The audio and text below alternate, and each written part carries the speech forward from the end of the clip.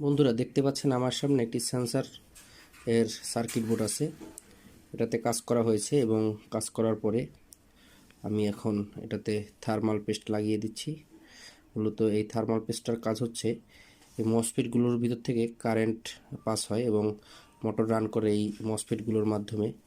তো আমি এই মসফেটগুলোতে থার্মাল পেস্ট লাগিয়ে দিচ্ছি, কারণ এটিকে খোলা হয়েছিল এবং কাজ করা হয়েছে। কাজ করার পরবর্তীতে এরকম থার্মাল পেস্ট না লাগালে তো দেখা গেল এটা অতিরিক্ত হিট হয়ে নষ্ট হয়ে যেতে পারে বা ঠিকমতো কাজ না করতে পারে।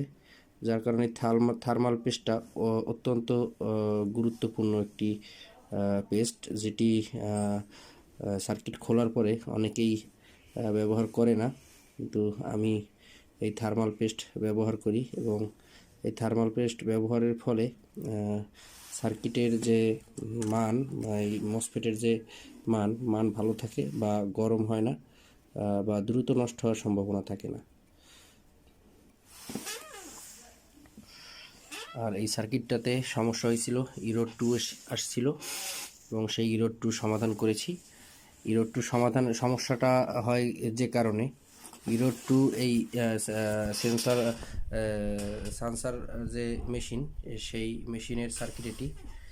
এই মেশিনে ইরোড 2 আসার যে মূল কারণ সেটি হচ্ছে আপনার প্যাডেল। এই যে প্যাডেল দেখতে পাচ্ছেন, এই প্যাডেল সেন্সর সমস্যা হলে ইরোড 2 আসে। আমি এই সেন্সর পাল্টে ফেলেছি। তো সেই সেন্সর পাল্টে ফেলেছি এবং এখন ওকে আছে। তো আমি আগামীকালকে বিস্তারিত আরও ভিডিও দেব।